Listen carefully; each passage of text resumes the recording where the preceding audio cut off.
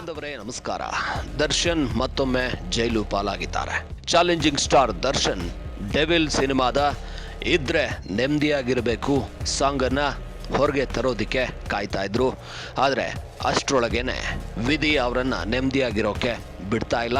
ಅವರು ಮಾಡಿದಂಥ ತಪ್ಪಿಗೆ ಶಿಕ್ಷೆಯನ್ನು ಅನುಭವಿಸೋಗಾಗಿದೆ. ಇವತ್ತು ಸುಪ್ರೀಂ ಕೋರ್ಟ್ ಕೊಟ್ಟಂತಹ ಬೇಲ್ ತಿರಸ್ಕಾರ ಏನಿತ್ತು, ಜಾಮೀನು ತಿರಸ್ಕಾರ ಏನಾಯಿತು, ಅದಾದ ನಂತರ ಬೆಳಗ್ಗೆಯಿಂದ ದರ್ಶನ್ ಅವರನ್ನ ಪೊಲೀಸರು ಎಲ್ಲ ಕಡೆ ತಲಾಶ್ ಮಾಡೋದಕ್ಕೆ ಶುರು ಮಾಡಿದ್ರು. ದರ್ಶನ್ ಅವರು ಈ ತಲಾಶ್ನಲ್ಲಿ ತಮಿಳುನಾಡಿಗೆ ಹೋಗಿದ್ದಾರೆ.